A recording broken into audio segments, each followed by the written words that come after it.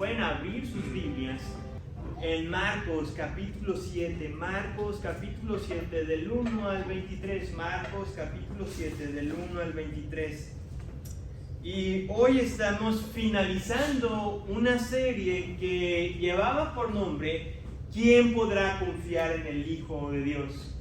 Nos llevó alrededor de, si no me equivoco, 6 semanas terminar esta serie, y hoy estamos concluyendo esta serie de sermones. ¿Quién podrá confiar en el Hijo de Dios? Y el sermón de esta tarde se titula de la siguiente manera: la verdad que el hombre no quiere enfrentar. La verdad que el hombre no quiere enfrentar. Si tú me permites iniciar de esta manera, los psicólogos modernos han insistido o han trabajado arduamente para presentar que el hombre es bueno por naturaleza, que son los factores externos los que finalmente vienen a corromper su comportamiento. Esta clase de ideas o de ideologías para nada son nuevas, pues incluso en el tiempo del Señor Jesucristo había religiosos que habían diseñado ciertas reglas o sistemas donde ellos las seguían al pie de la letra para presentarse de alguna u otra manera justos delante de Dios. Sin embargo, la Escritura es muy clara. Desde Génesis hasta Apocalipsis se nos dice una y otra vez, se nos advierte de la falsa piedad, de la hipocresía espiritual, pues esta nos ciega ante la verdad. ¿De que qué? De que el hombre, desde su concepción, desde antes de haber nacido, por su naturaleza es ¿qué? Pecadora. Y no hay forma en la que ningún hombre, ni tú ni yo, podamos presentarnos buenos delante de Dios a través de nuestras propias fuerzas. Dicho de esta manera, oremos a nuestro Dios. Señor, en esta tarde ya venimos delante de ti, porque anhelamos, Señor, ser confrontados por tu palabra, como también ser confortados por ella. Mi Dios, permite que sea tu Espíritu Santo quien hable a través de este siervo inútil, y que en esta tarde, mi Dios, las personas que entraron, Señor, por esta puerta puedan salir diferentes, puedan salir retadas a ser más como Jesús. En tu nombre, Señor, oramos. Amén, Señor. Si ustedes me permiten, esta historia o estos versículos de Marcos capítulo 7 del 1 al 23 los vamos a estar dividiendo en dos partes. La primera parte lleva por título: la falsa piedad ciega el corazón ante la verdad. La falsa piedad ciega el corazón ante la verdad. La palabra de Dios dice así, Marcos capítulo 7 del 1 hasta el 13. Los fariseos y algunos de los escribas que habían venido de Jerusalén se reunieron alrededor de él y vieron que algunos de sus discípulos comían el pan con manos inmundas, es decir, sin lavar, porque los fariseos y todos los judíos no comen a menos que se laven las manos cuidadosamente, observando así la tradición de los ancianos. Cuando vuelven de la plaza, no comen a menos de que se laven, y hay muchas otras cosas que han recibido para observarlas, como el lavamiento de los vasos, de los cántaros y de las vasijas de cobre. Así que los fariseos y los escribas le preguntaron: ¿por qué tus discípulos no andan conforme a la tradición de los ancianos, sino que comen con manos inmundas? Jesús les respondió: bien profetizó Isaías de ustedes, hipócritas, como está escrito: este pueblo con los labios me honra, pero su corazón está muy lejos de mí. Mas en vano me rinden culto, enseñando como doctrinas preceptos de hombres. Dejando el mandamiento de Dios, ustedes se aferran a la tradición de los hombres. También les decía: astutamente ustedes violan el mandamiento de Dios para guardar su tradición. Porque Moisés dijo: honra a tu padre y a tu madre, y el que habla mal de su padre o de su madre, que muera.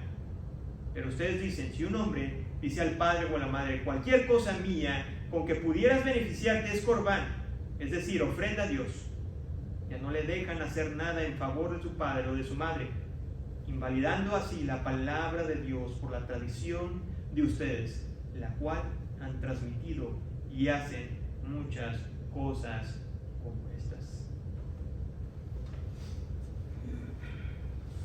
Estamos llegando a un punto trascendental en el ministerio del Señor Jesucristo. Aquellos quienes han ido caminando con un servidor en esta serie de sermones del libro del Evangelio de Marcos, hoy nos encontramos en el segundo año de ministerio de Jesús. Y el escritor empieza a tomar quizás un rumbo diferente en respecto a las masas. Anteriormente, Marcos constantemente nos decía que Jesús era un imán para las masas.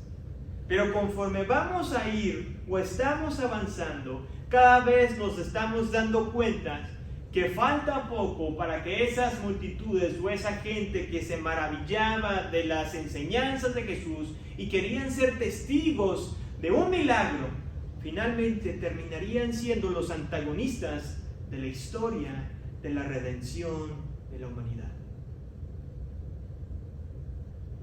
Los hombres de los cuales Marcos nos menciona que venían de Jerusalén, estos varones religiosos, representaban la autoridad eclesiástica más importante de aquel momento. Versículo 1 dice: los fariseos y algunos de los escribas que habían venido de Jerusalén. De una manera muy breve, ¿quiénes eran estos hombres? Bueno, resulta que los escribas eran los expertos de la ley, quienes estudiaban y enseñaban a la gente. Los fariseos era un grupo más pequeño de los mismos escribas, quienes aparte de enseñar a la gente, también se dedicaban a vivir una vida religiosamente estricta o rígida de las leyes que ellos mismos habían inventado. Su llegada a donde estaba el Señor Jesucristo para nada fue en forma pacífica o con la intención de intercambiar enseñanzas o escuchar lo que Jesús iba a decir. Más bien, estos hombres fueron llamados con el afán de desacreditar el ministerio del Señor Jesucristo y oponerse literalmente y ferozmente a cada una de sus enseñanzas. Y esto lo podemos ver confirmado en el versículo 2, cuando Marcos menciona lo siguiente: y vieron que algunos de sus discípulos comían pan con manos inmundas, sin haberse lavado. El verbo aquí que Marcos utiliza, vio, también significa poner atención. En otras palabras, estos varones estaban estaban observando a Jesús cada movimiento, no solamente el de él, sino el de sus discípulos, para tener de acusarlos de algo. La pregunta es exactamente qué fue lo que quebrantaron o qué ley quebrantaron, o cuando hablan acerca de la tradición de los ancianos, de la cual fueron acusados de no obedecer, ¿a qué se referían? Bueno, resulta que la tradición de los ancianos era la interpretación oral por los escribas de las leyes de Dios. En otras palabras, estas eran sugerencias o interpretaciones de lo que la ley decía. Y estos comentarios terminaron convirtiéndose en reglas a través de los tiempos o a través de los años. La tradición de los ancianos se convirtió como en una clase, en un muro de protección de la ley de Dios, para que la gente no quebrantara la ley. Pero en vez de acercarlos a Dios, ¿terminó por qué? Terminó por alejarlos, porque las leyes que estos varones habían inventado eran prácticamente imposibles de llevar a cabo al pie de la letra. Como consecuencia, el pueblo judío empezó a medir su condición espiritual de acuerdo a las cosas externas que hacían por Dios. Y una de estas cosas era el lavamiento de las manos. Este comentario oral se había convertido con el tiempo en una ley. Resulta que en la ley de Moisés sí se prescribía o sí decía que se tenían que lavar las manos, pero los únicos quienes tenían que lavarse las manos eran los sacerdotes. Sin embargo, los fariseos, empeñados a enseñar sus reglas, querían imponer esta regla a todas las demás personas. No porque viniera escrita en el Antiguo Testamento o en la Torá, sino porque ellos mismos la habían inventado. Con el tiempo esta regla se había convertido en algo estricto y algo tedioso. Si ustedes pusieron atención en el versículo 4, dice algo muy particular. Dice: cuando vuelvan de la plaza, no comen a menos de que se laven las manos. Resulta que en aquel entonces existía esta creencia que conforme iban caminando de regreso a su casa, podían llegar a contaminarse, porque quizás sin ellos saber se toparon con algún gentil o con algún samaritano o con algún otro judío que estaba ceremonialmente impuro. Por eso el afán de estarse lavando continuamente las manos.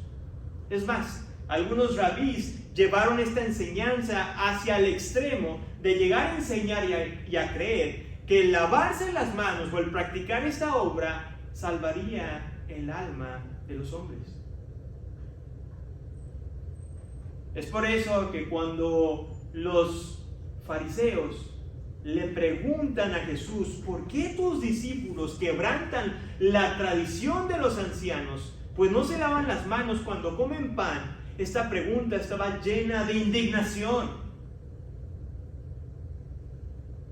Porque ante los ojos de los religiosos, lo que acababan de hacer los discípulos era ¿qué? Era gravísimo. ¿Cómo se te ocurre comer sin lavarte las manos?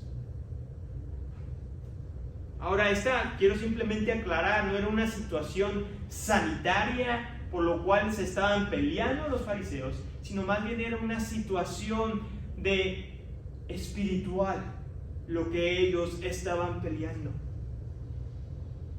Esta pregunta acusatoria también iba dirigida hacia el Señor Jesucristo, porque Él como rabí era responsable de enseñarle a sus discípulos de guardar ¿qué? Las tradiciones. Tristemente, este cuestionamiento también revelaba algo mayor, que estos hombres o varones religiosos estaban más preocupados por mantener sus leyes que la misma ley de Dios.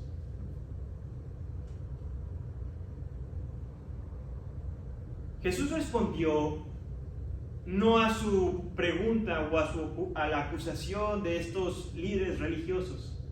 Como vemos a través de los evangelios, Jesús tenía esa característica de no responder directamente o de responder con otra pregunta cuando le hacían una pregunta.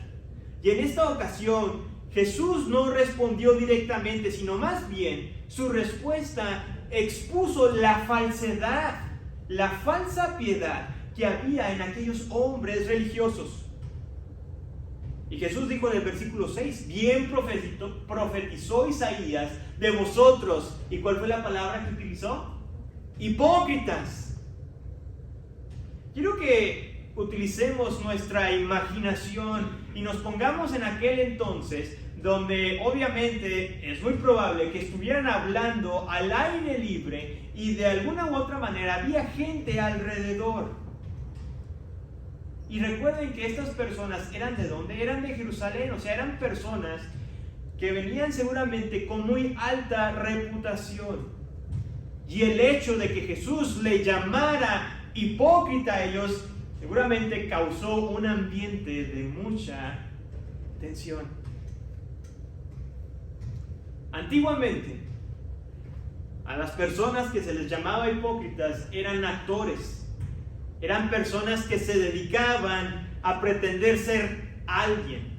Y esto es exactamente lo que Jesús estaba diciéndoles a estas personas. Pretendían ser alguien que no eran.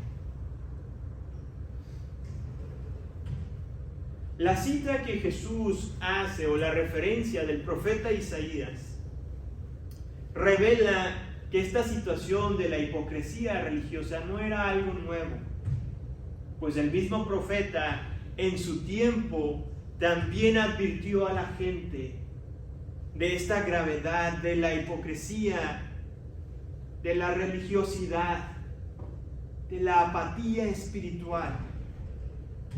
Pero todo parece indicar que la gente prestó oídos sordos a las advertencias del profeta Isaías.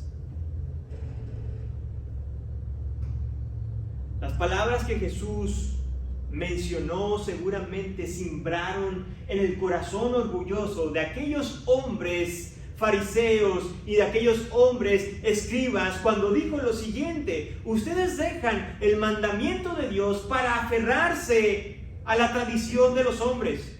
Astutamente ustedes violan el mandamiento de Dios para guardar su tradición.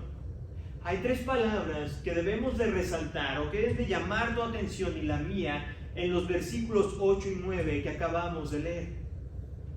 La primera palabra tiene que ver con dejando, que también se puede traducir como desechar o abandonar.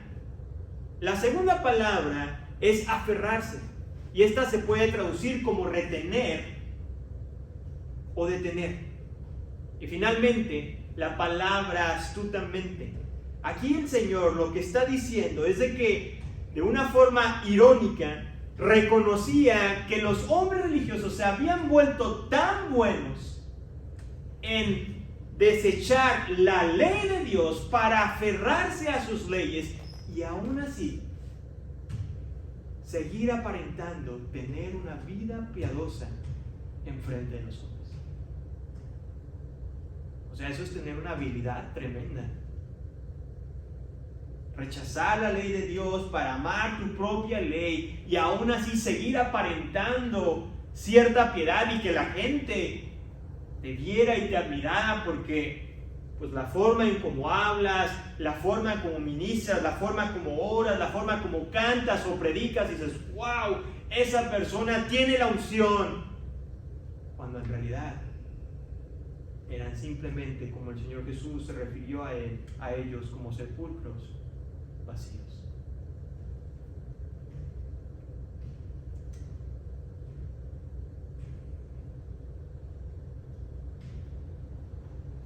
Tenemos aquí que el Señor Jesucristo vuelve a hacer otra cita del Antiguo Testamento, y en esta ocasión, de una forma específica, cita el quinto mandamiento.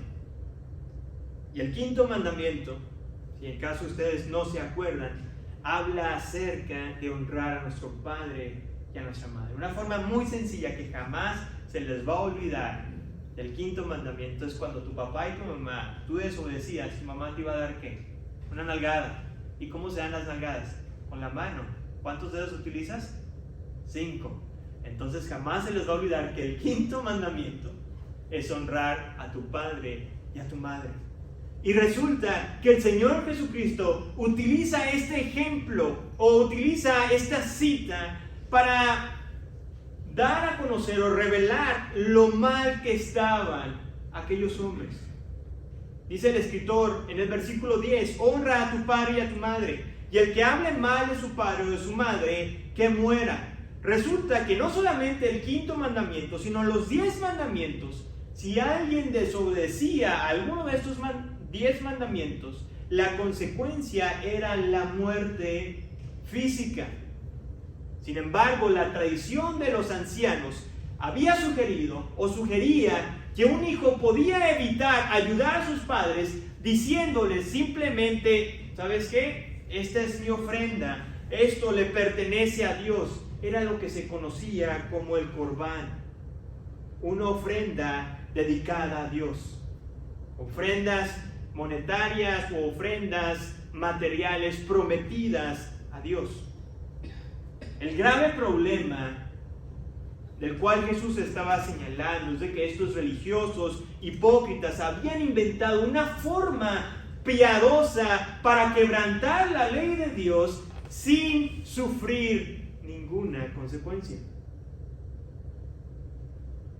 Si un hijo no deseaba ayudar a sus padres en necesidad, este simplemente decía: esto es corbán, esto es dedicado a Dios.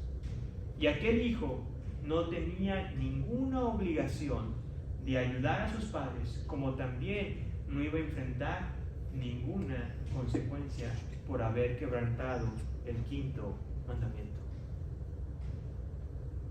Déjame decirte que era tan conveniente declarar corbán, algún bien material, porque no siempre se le exigía a la persona dar sus bienes materiales inmediatamente a la iglesia o a la sinagoga. Incluso en ocasiones los bienes prometidos quedaban bajo el control de las personas. O sea, en otras palabras, nunca lo daban. Entonces, ¿qué mejor? No tengo que ayudar a mi papá y me quedo con esto. Pero estoy en necesidad. No, papá, es corbán, es prometido a Dios. Y como lo vuelvo a decir, simplemente esto vino a reafirmar que los hombres religiosos tenían mayor compromiso por mantener sus propias leyes y obedecerlas antes que las leyes divinas. Y esto nos debe llevar a meditar lo siguiente: que la hipocresía espiritual es un problema actual. Una de las excusas más célebres que la gente utiliza para no venir a la iglesia es que la iglesia está llena de hipócritas. Y nosotros, quizás de una forma, pues no sé si burlona, tratamos de responder, y siempre hay un lugar para alguien más. Es como a veces respondemos. No cabe duda que a lo mejor esta frase de repente nos pueda robar alguna sonrisa o carcajada. Sin embargo, esta frase debe ponernos a analizar nuestra propia vida con la siguiente pregunta: ¿por qué la gente dice que la iglesia está llena de hipócritas? Tal vez porque tienen algo de razón. Quizás hoy, en nuestra actualidad, el problema no es una situación, el ritual de lavarse las manos, o una situación de una dieta alimenticia, de comer ciertos alimentos. Pero no cabe duda que la iglesia enfrenta sus propios problemas con la hipocresía espiritual. Y es que resulta que la gente o las personas de iglesia han aprendido el vocabulario. Saben decir un amén por aquí, saben cuándo decir aleluya o un hasta Dios te bendiga. Nada de esto es malo. El problema es de que con esos mismos labios que brotan bendiciones los domingos durante 1 hora, son los mismos labios de donde brotan maldición, chisme, calumnias, palabras de doble sentido durante el resto de la semana.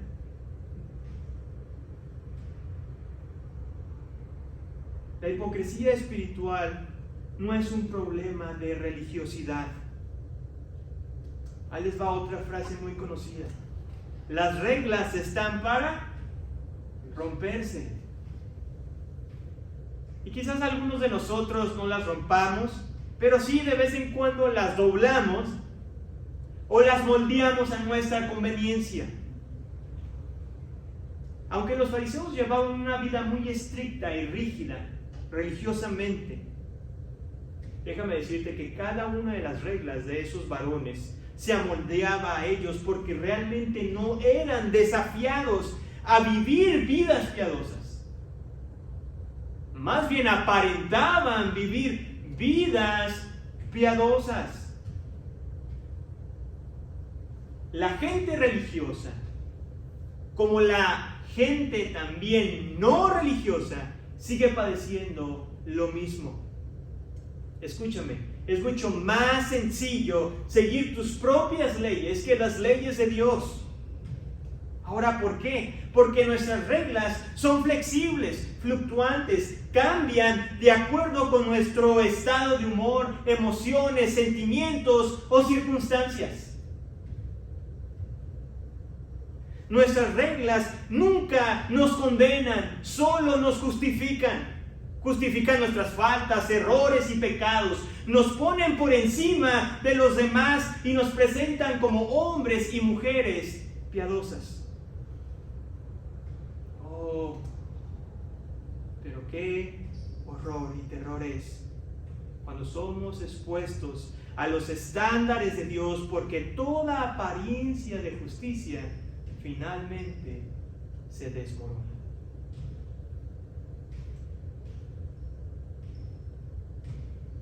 En los siguientes versículos, del 14 al 23, lo que vamos a estar a punto de leer fue una enseñanza que estremeció al pueblo de Israel y que sigue causando el mismo impacto en todas aquellas personas que lo escuchan por primera vez.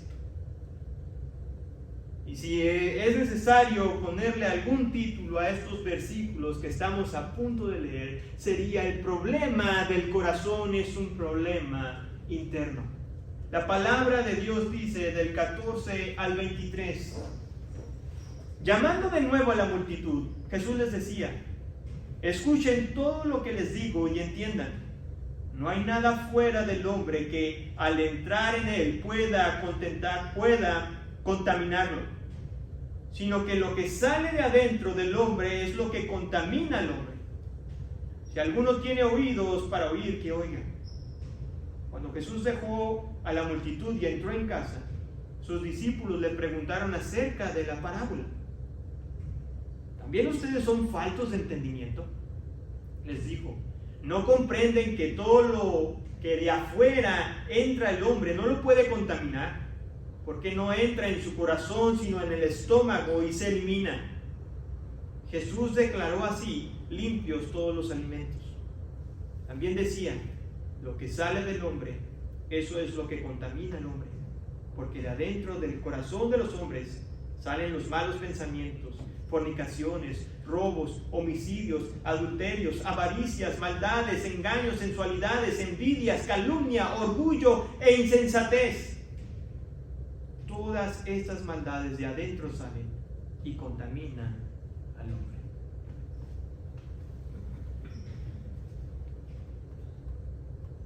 Lo que estaba a punto de decir el Señor Jesucristo era de suma importancia.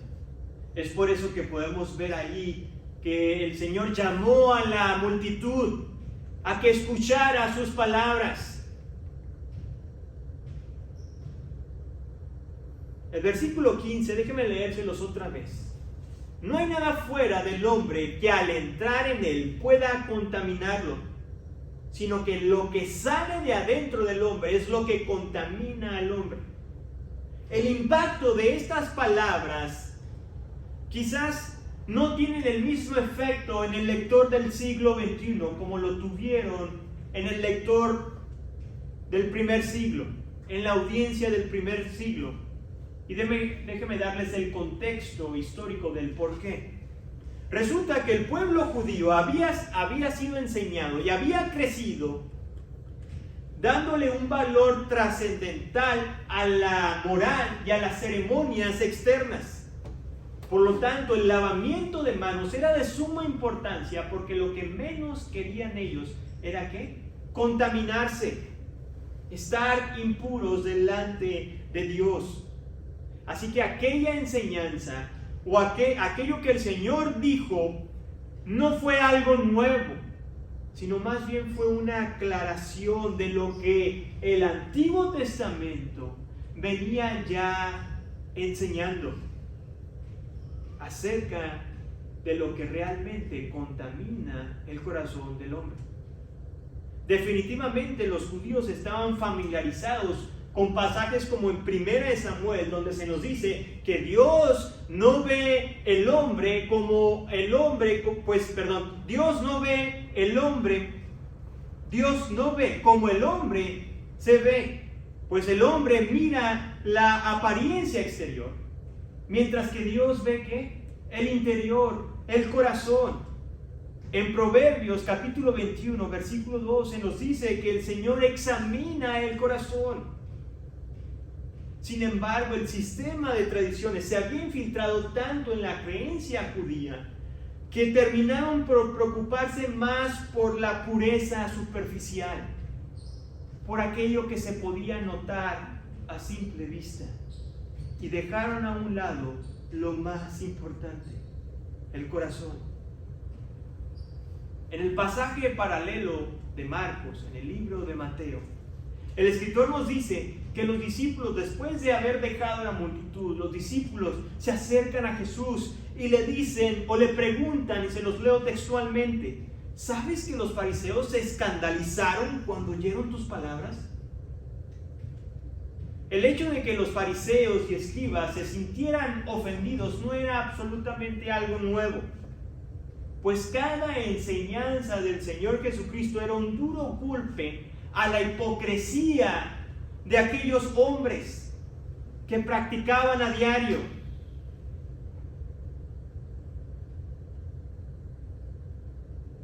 Y ya una vez que estaban, como dice Marcos, en este lugar, en esta casa, los discípulos le preguntaron: bueno, ¿y qué significa esto?